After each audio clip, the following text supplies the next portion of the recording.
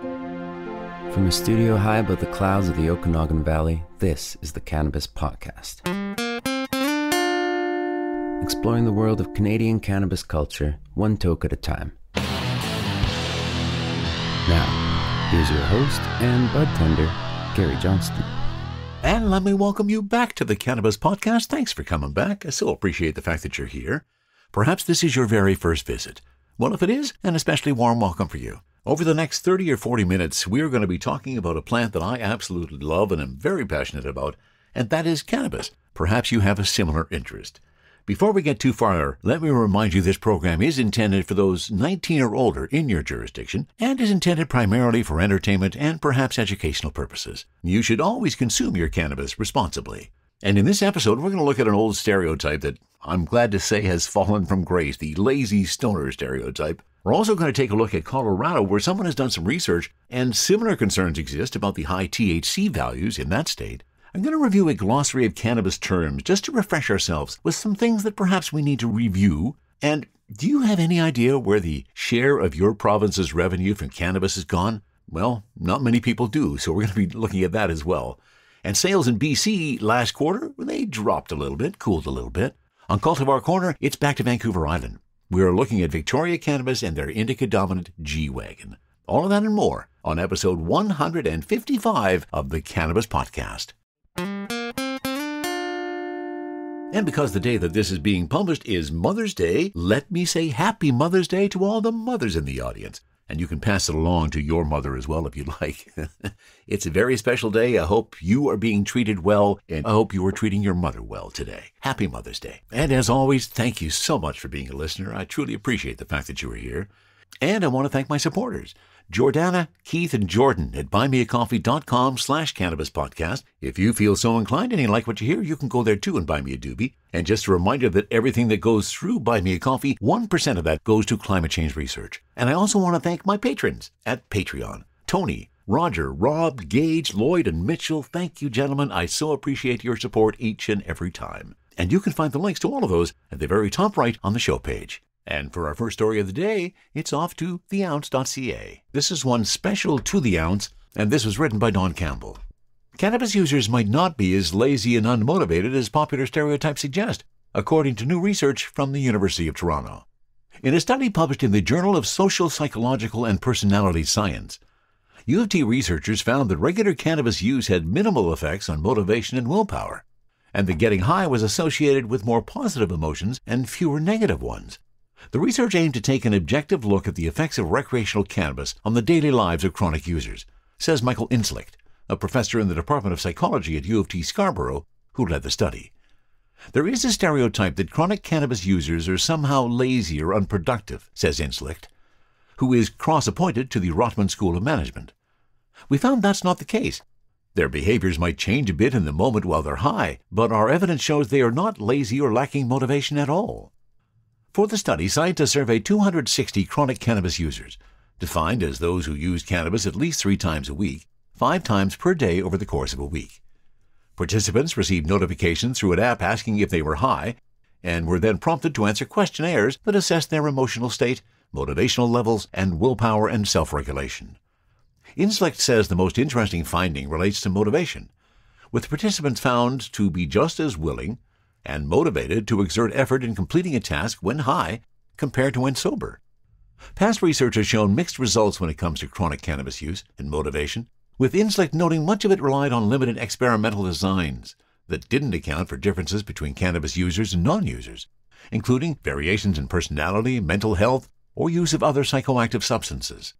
He says this study accounted for those pre-existing differences and also looked at chronic cannabis use while participants were actively high. The researchers did find that being high was associated with lower levels of self-regulation, an important trait for being able to accomplish tasks. Specifically, chronic users reported being more impulsive, less thoughtful, and less orderly. These things can detract someone from getting stuff done. But we didn't find it made them less hard-working, responsible, or able to focus, says Inslicht, who runs the Work and Play Lab, which does research on self-control, motivation, and empathy, as well as social media, digital devices, and recreational cannabis use. Chronic cannabis users were also found to experience a boost in positive emotions such as awe and gratitude when they were high, and a reduction in some negative emotions such as fear and anxiety. However, more chronic users were found to experience more negative emotions while high as well as while sober. The study also found no evidence of a weed hangover the day after cannabis use. Inslick notes that studying the effects of daily cannabis use was difficult in the past due to its legal status, and that most scholarships on the topic focused on negative impacts in an effort to curb use. Now that cannabis is legal in Canada, however, Inslick says he expects there will be more research focusing on both positive effects and risks. The cannabis literature historically tended to focus a lot on the negative medical consequences of chronic use, says Inslick. Part of the motivation for this study is to take a neutral, clear-eyed approach to see how cannabis affects chronic users in their everyday lives. He adds the study isn't an endorsement of heavy cannabis use, pointing out there is plenty of research highlighting its risks, especially among adolescents. Rather, he points to Statistics Canada data showing that nearly 1 in 10 adult Canadians are regular cannabis users, and they come from all walks of life. Cannabis is also the 4th most used recreational drug after caffeine, alcohol, and tobacco. But despite its increased legal and social acceptance, relatively little is known about the everyday experiences of regular users. Our data suggests that you can be hardworking, motivated, and a chronic cannabis user at the same time. The study received funding from the Social Sciences and Humanities Research Council of Canada. And that was written by Don Campbell. And that's some excellent research out of the University of Toronto. Hey, we've always known that we're not just lazy stoners. Sometimes we're lazy when we're high. From the cannabis-infused studio in the clouds, this is the Cannabis Podcast. And a story from Stratcan.com that was contributed. The biggest challenge facing Canadian cannabis companies entering the export business is getting certified under Good Agriculture Collection Practice, GACP, regulations, and the Good Manufacturing Practice, GMP guidelines for experts, tell StatCan. Receiving the clinical and pharmaceutical seal of approval is required by countries importing cannabis and is different from the Good Product Practices, the GPP regulation, that governs domestic sales, the experts explained. Many companies underestimate the time and the expense involved in getting the certifications, according to Atiya Farouz, CEO and founder of consultancy firm AgCan. We give them a timeline of 12 to 18 months, and we give them a price point in the 6 figures, and they're usually taken aback, Farouz said about their clients. Australia, Germany, Israel, Argentina, the UK, and the US are the biggest importers of Canadian cannabis, according to Health Canada data from October of 2023. Germany legalized the possession of 25 grams of cannabis for recreational use and 3 homegrown plants by people over the age of 18 on April 1. The country will allow adults to join non-profit cannabis clubs to purchase a maximum of 25 grams per day on July 1. According to Jeff Abbott, head of product development at producer Northern Green Canada, Germany has the most significant regulatory hurdles of any cannabis importing nation. It can take years to validate your process and qualify your products for market entry, and that's not including things like stability, Abbott said, explaining that Germany's quality control and assurance program includes cultivar-specific stability standards to provide shelf life data. While Northern Green scales up a new genetic formula, they must undertake a country-specific stability run on a cultivar using 2 or 3 batches over 3 months, giving the product a 6-month shelf life. Companies must then receive individual export permits per country, per amount of flower, and per potency from Health Canada, Abbott continued, and those must correspond with import permits from the country of destination. Jeff Black, CEO of producer Glasshouse Botanics, said export permits for Germany last for 3 months, while export permits for Israel are for 6 months. In that time, they're trying to decide, do they still want it or not, Black said of importing companies. Permits from Health Canada are now typically given out 5 weeks after the application and used to take only 3 weeks to process, according to Kayla Mann, Chief Revenue and Financial Officer at organic grower Habitat Life. All the experts Stratcan spoke with said those fluctuations were primarily due to ebbs and flows in scheduled shipments and were not indicative of drop-offs and surges in demand. But Farouz pointed out that Australia changed its regulatory requirements for importing cannabis to the stricter GMP practices from GACP regulations as of July 1st. I think that might have been part of the drop-off that you saw, she said. Israel launched an anti-dumping investigation into Canadian cannabis exporters on January 18th of this year and specifically addressed 10 different Canadian cannabis producers. Experts said they hadn't seen any impacts on exports from the investigation and were divided on whether or not dumping was a market-wide issue. The standards set by the government of Israel have allowed a more lenient approval for international producers when compared to countries such as Germany or New Zealand, which require EU or GMP certification. Black & Mann said they were unaware of a dumping problem in the Canadian cannabis export market. The surplus of cannabis in 2023 is now gone, Black said, and the dumping allegations may be tied to cannabis from Canada being cheaper. The difficulty of exporting cannabis, it is not an easy task. And I came across this article on the outs.ca the other day, and I thought, you know what? It may be a good time to get back to the process. Let's get back and talk about some terms. Because if you are new to the cannabis industry, some of these terms may not be available to you. And for those who have been in the industry for years, some of these may need a bit more clarification. So thanks to staff at the outs.ca. If it feels like cannabis has its own language, that's because it does. Here's a glossary of cannabis terms you may come across while navigating weed. Bud or flower. The bud or flower of the mature cannabis plant is the main part of the plant that's smoked, vaped, or processed, as it contains the highest concentration of cannabinoids in the plant, including THC and CBD. Cannabinoid. Groups of structurally related chemical compounds in the cannabis plant, some of which bind and interact with cannabinoid receptors distributed throughout the body. Cannabinoids are what cause the plant's effects. CBD. Cannabidiol, known as CBD, is one of dozens of molecules called cannabinoids found in the cannabis plant. CBD has become known for its medical benefits. Unlike THC, CBD has no psychoactive effects. Concentrate. Highly potent forms of cannabis made by extracting cannabinoids from cannabis plants. There are a number of different concentrates, including oil, rosin, hash, wax, and shatter, that are made by pressing or processing cannabis. Concentrates are often vaped, dabbed, or smoked. Crunk. Now this is a new one for me. A cross between chronic and drunk. It means to be high and drunk at the same time. Never heard that term before. Dab or dabbing. A dab is a small amount of concentrate, like hash oil or shatter. Consuming it is called dabbing, which is done with a heat and a rig to make vapor, which is inhaled. Edible. Food that's infused with cannabis. Extraction. The process of making concentrate. Some extraction methods use chemicals such as alcohol, carbon dioxide, and butane. Greening out. Consuming too much weed is called greening out, which comes from the booze term blacking out. It's associated with different symptoms for different people. Nausea, dizziness, sweats, confusion, not feeling like you can move. Hemp. A plant in the same species as cannabis, but with very low levels of THC. Hemp plants have been used for centuries to make rope, cloth, and paper. Hash. A form of concentrate made from compressed trichomes, aka keef. Illicit cannabis. Also known as gray market weed. Illicit cannabis is obtained from a source that's not regulated. Keef. Dust that falls from dried flower, which is actually trichomes. Larf.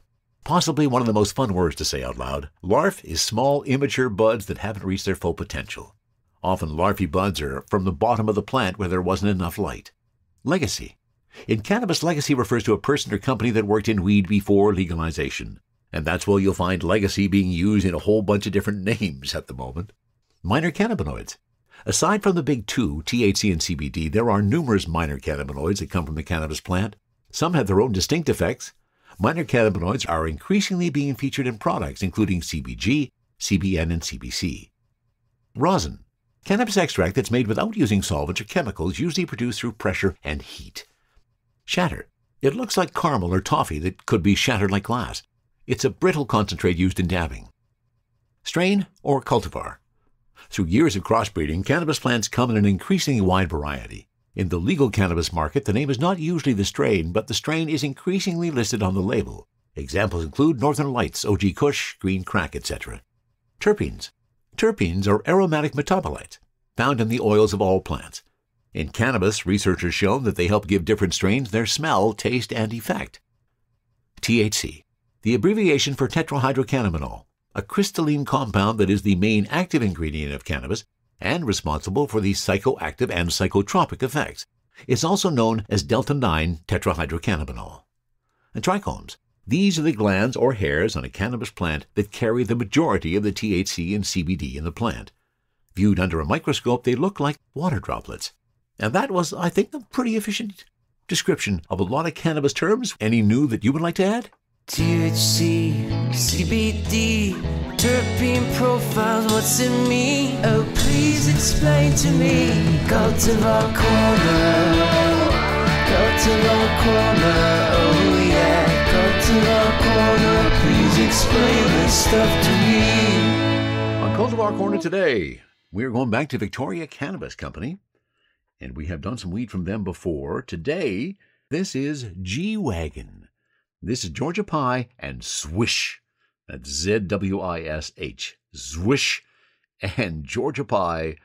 THC sitting at 34.05%. The total terp sitting at 2.32. G-Wagon is the product. And oh, savory notes on this one. This is a really unique one. So savory, lime, corn chip, and sweet gas, and chunky. And definitely some savory notes on that. Really an interesting aroma profile. As you pull that out, let me get my jeweler's loop out.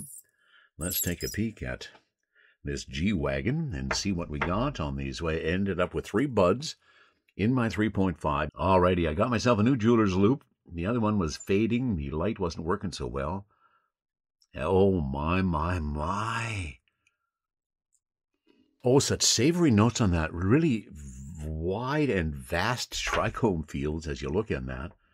And as I break the buds up, you get much more of those savory notes. So they're saying savory and lime. Definitely picking up some savory. And as you crush the buds, not a surprise that there's even more of those aromas. And you bring your fingers. Oh, wow. Really savory.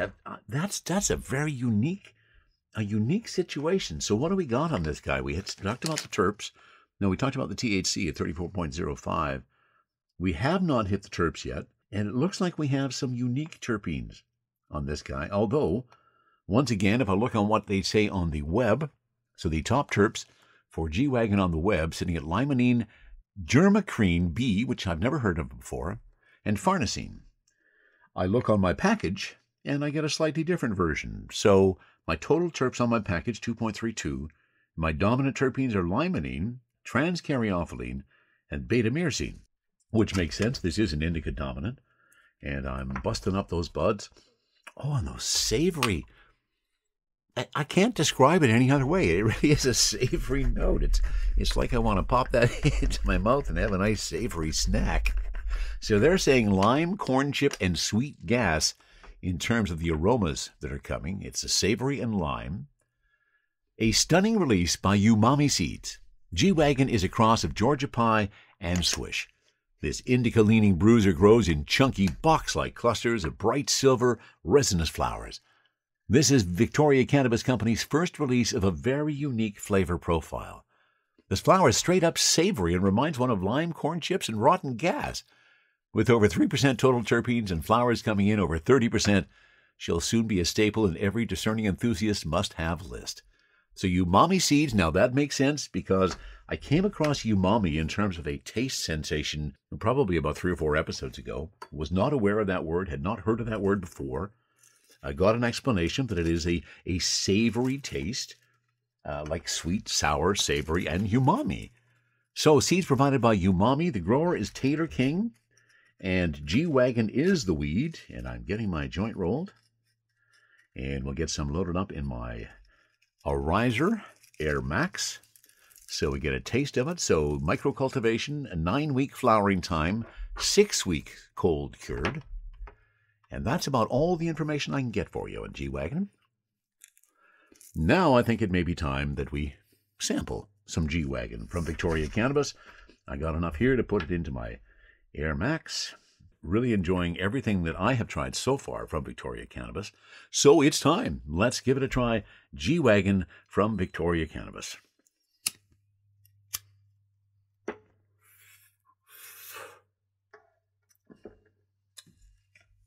Okay, so savory aromas, certainly when we're sticking our nose in the bag.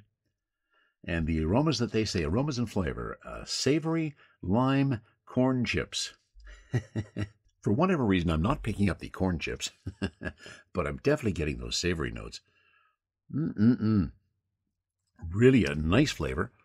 We're waiting for my Air Max to get up to temperature, and then we'll take a taste of this without any of the smoke and combustion, and let's just see what the vapor tastes like. Hang dried, hand trimmed, And it goes for a fairly long period of time. So let's give a try to the Air Max.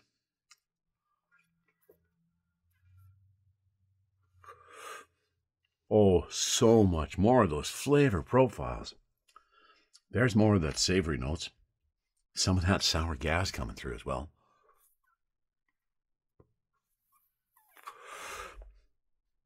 Oh, that is a really unique taste profile. One of the more unique ones I've had of recent. And now my endocannabinoid system is starting to fire off on some of these. And in typical Cultivar Corner fashion, this is the first smoke of the day.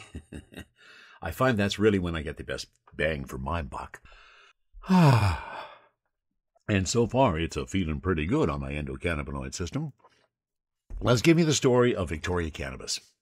Well, the business has only been operating since the fall of 2020. The Victoria Cannabis Company is guided by a team whose commitment to excellence in the industry has roots reaching as far back as 25 years. The legacy of this experience informs and augments our every decision, resulting in a tangible level of quality that makes our products shine. The Victoria Cannabis Company is comprised of 2 micro-cultivation facilities and 1 nursery. This fosters our ability to enrich the cannabis market with the finest quality product that our skilled team can yield. We grow traditional quality BC craft cannabis on Vancouver Island in the territory of the Songhees Nations. And there's the story of Victoria Cannabis. And the other story of it is what's going into my endocannabinoid system now, a combination of vapor and from the joint. And G-Wagon, which is a cross of Georgia Pie and Zwish. And it's working towards my endocannabinoid system now. It's coming in not gangbusters. But I do need to let it roll around and fly. Really love this unique taste out of this guy. That savory notes on cannabis is really something quite unique and kind of gives me a interesting feeling as it smokes. In terms of the endocannabinoid system and the high, not getting a lot of happy eyes right now, but I got a lot of euphoria going on. My body relaxation is pretty heavy as of this point. My THC on this guy is about 34.5. Is that what they said? 34.05. So it's going to climb up there a little bit. And I'm definitely getting high. No doubt about that. And I always find it interesting which weed gives me the happy eyes and which weed doesn't. This one definitely getting that euphoria, nice body relaxation. Feeling pretty darn good. And as always, wondering whether he should keep smoking to carry on and see if this dives into a deeper consciousness, or whether he should just put it away and enjoy what we got. And that's probably something that I need to do more of. We'll take one more hit out of the Air Max. So this one is not knocking me over on the floor. But I guess maybe I don't always want to get knocked over on the floor. This one is definitely giving me high, a little bit of the happy eyes coming in now, but definitely well established in the euphoria, nice body stone. Pleasant in the head. I'm not really too confused. I don't feel there's a cloud coming over my emotions. I'm just kind of high. I just love smoking weed. I just love getting high, and I love trying new stuff. Victoria Cannabis, G-Wagon, umami is the taste, the savory taste. I think I'm going to have a rather savory day. And as I am wont to do after the cannabis has had a chance to roll around in my endocannabinoid system to be absorbed by my CB1 and CB2 receptors, and they've done a lot more absorbing.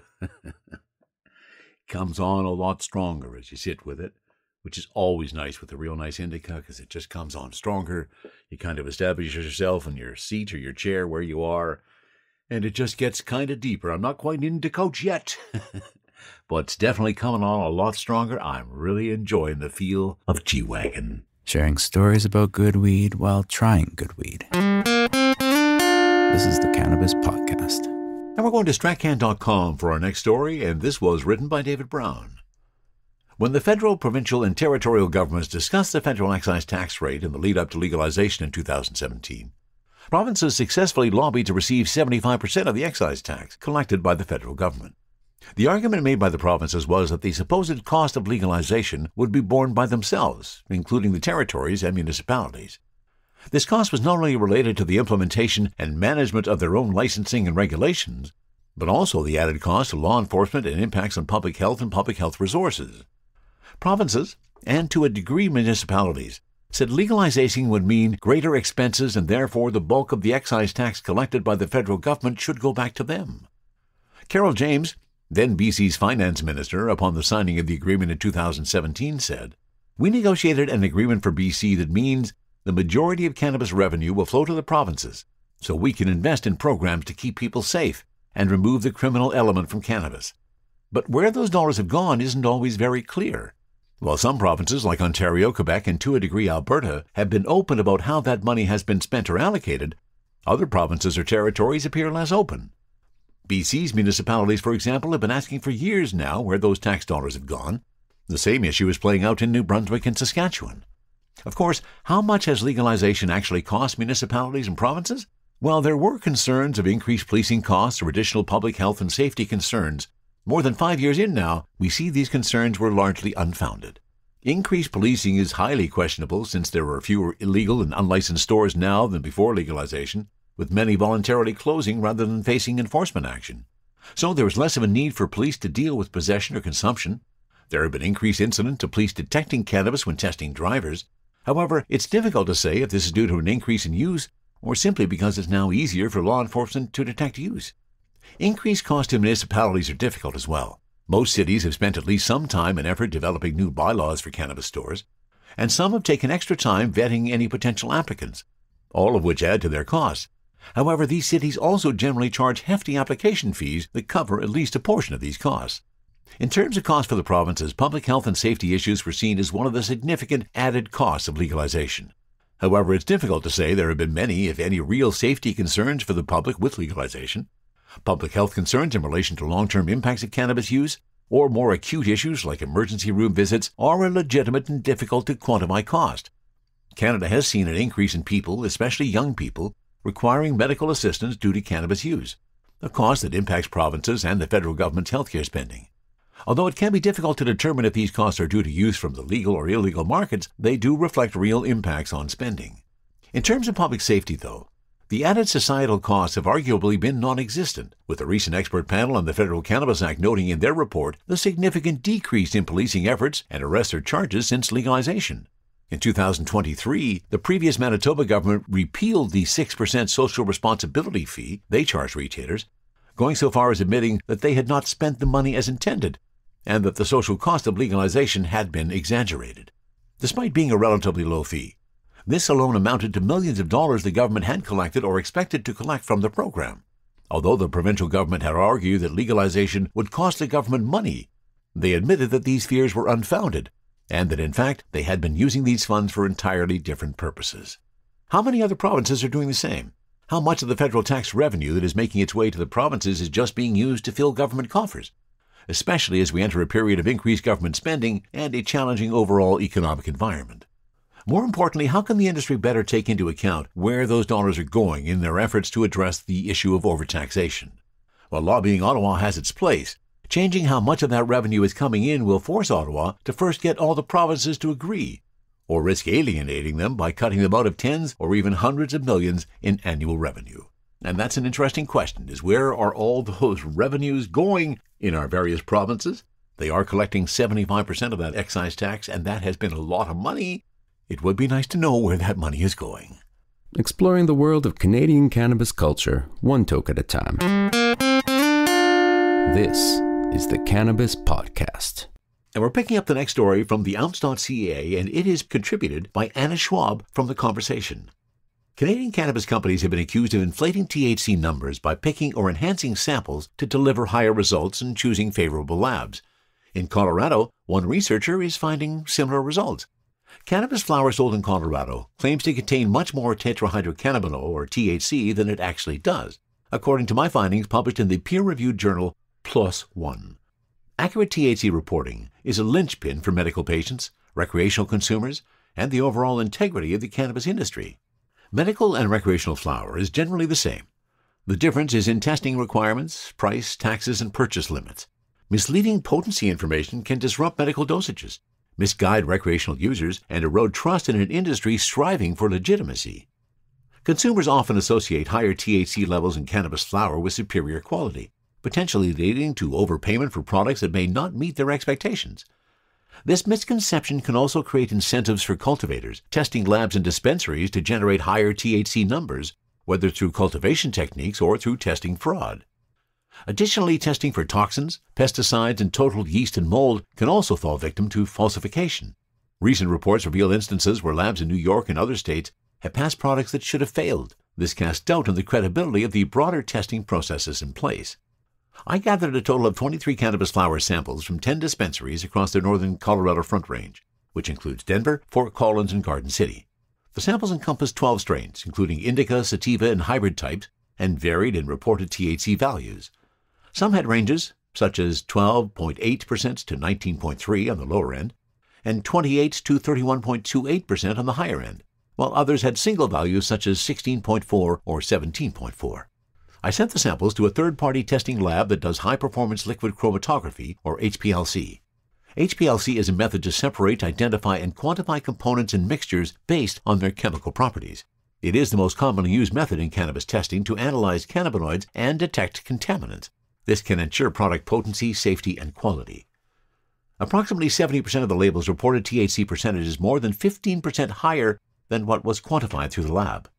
Among the 23 flower samples analyzed, 18 displayed lower THC levels than reported, with 16 falling below 15% of the stated value, 13 falling below 30% of the reported THC, and 3 samples falling below half of the reported THC.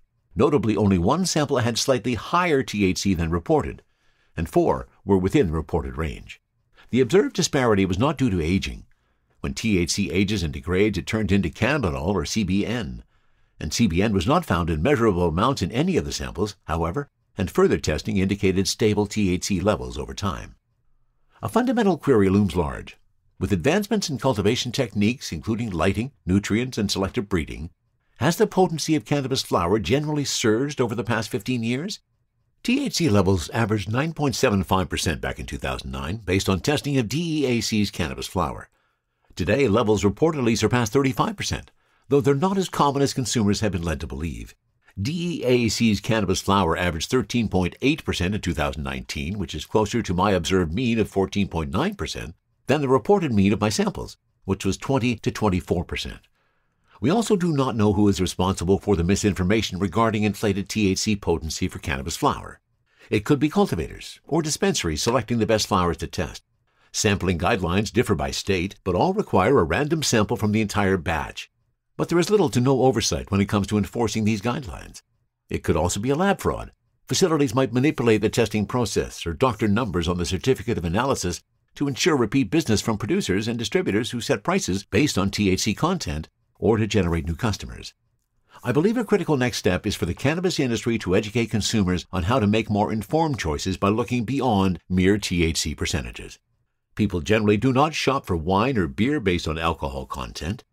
Instead of focusing on THC content, a novice cannabis consumer might consider brands that are reputable or strains that have an aroma or flavor profile they enjoy. Eventually, they may move on to find a favorite breeder or grower or a trusted dispensary that employs a knowledgeable bud tender. Cannabis consumers, industry players, and the public must also continue to advocate for better oversight in sampling and testing to ensure safety, transparency, and accountability, and to foster trust from the cannabis community. And that article again written by Anna Schwab from The Conversation. And what do you think? What do you think about the THC levels? I know I've talked to growers, and yes, they have gotten better. The whole science of building up that THC has gotten better over time. Do we need to be questioning the THC values? It's a question that we're all still asking, and I don't think anyone has the final and full answer. And a story from David Brown at Strachan on cannabis sales cooling off a little bit in BC for the second quarter. Cannabis sales declined in BC in the first 3 months of 2024 compared to the last 3 months of 2023, but still showed year-over-year growth. Sales through the province's direct delivery program also shrank for the second quarter in a row from their highest point in Q2 of 2023. Wholesale grams of cannabis sold in BC from the LDB to retailers in January, February, and March of 2024 were up almost 21% compared to the same period in 2023. Wholesale sales dollars were also up 10.3% compared to the previous year. All figures are for wholesale sales through the LDB, including direct delivery. Now, despite this year-over-year increase, wholesale dollars on cannabis sales through the liquor distribution branch, the LDB, declined slightly in the most recent quarter compared to the two previous quarters.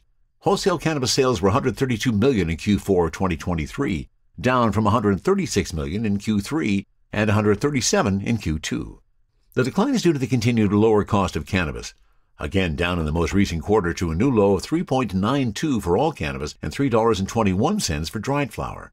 The number of retail stores in the province increased again in the most recent quarter, up to 501, a net increase of 5 from the previous 3 months at the end of 2023. Dried flower and pre-rolls are still the majority of sales in dollars sold. However, for several quarters in a row now, inhalable extracts, including products like vape pens, extracts, and infused pre-rolls, have been higher than dried flower sales, at 35% of wholesale sales in Q4 of 2023. Sales of 3.5 gram SKUs of dried flower declined year over year. They declined from the previous quarter as well. And despite these year-over-year gains, sales of 7 gram SKUs declined slightly from the previous quarter, though 14 gram SKUs remained stable from Q3 of 2023 and 28 gram SKUs increased slightly. Edibles were 5.4% of total sales in Q4, cannabis beverages 1.9%, and topicals 0.5%. Disposable vape pens continue to show significant market growth, with $2.4 million in sales in Q4, showing a 91.9% year-over-year increase and a 72.2% increase in units sold. The province sold about 10,000 more disposable vape pens in Q4 compared to Q3. Vape cartridge sales showed modest increases both year-over-year and compared to Q3. Sales through BC's direct delivery program, which allows certain BC producers to ship products directly to retailers rather than going through the province's central distribution warehouse, showed the second consecutive decline in wholesales and grams sold. There were 602,000 grams sold through this distribution model in Q4. This is down from 702,000 in Q3.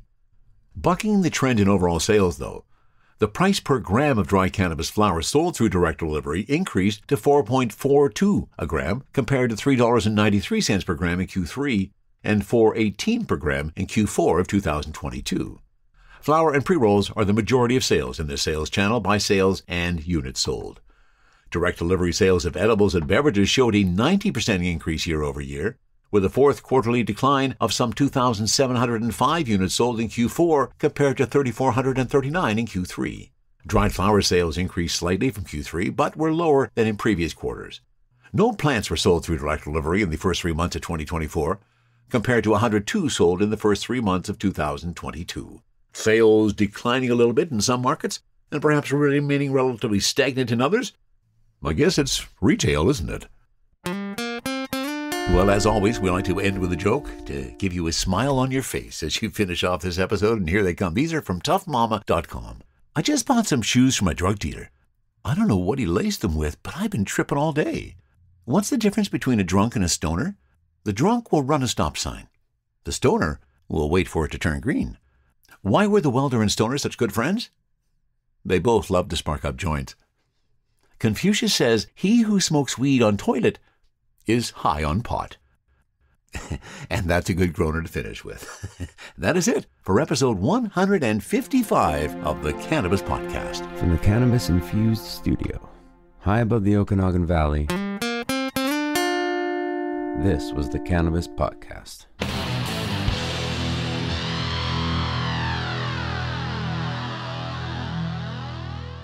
Thanks for listening to today's show. To check out more great cannabis podcasts, go to podconnects.com. Here's a preview of one of our other shows. Cannabis Health Radio is a podcast about stories from people around the world who have used cannabis to deal with serious ailments, many of them life-threatening. My name is Ian Jessup. My co-host Corey Yelland is no stranger to the devastating emotional impact faced by so many people receiving a death sentence diagnosis from a doctor. Told she only had months to live with anal canal cancer, Corey researched and immediately began using cannabis oil to eliminate her cancer and has been cancer-free for more than a decade. She told herself that if it worked, she would spend the rest of her life helping others, which she does tirelessly every day. When you listen to our podcast, you'll hear many stories like Corey's, along with others who have used cannabis oil for many more ailments besides cancer, such as chronic pain, PTSD, MS, and many, many more. As one of our guests said, "Your podcast gave me the confidence to save my own life." We regularly get messages from listeners who have heard our podcast and use cannabis to solve a serious health issue of their own or that of a loved one. We hope you listen to these stories and be as inspired and moved as we are with each and every episode.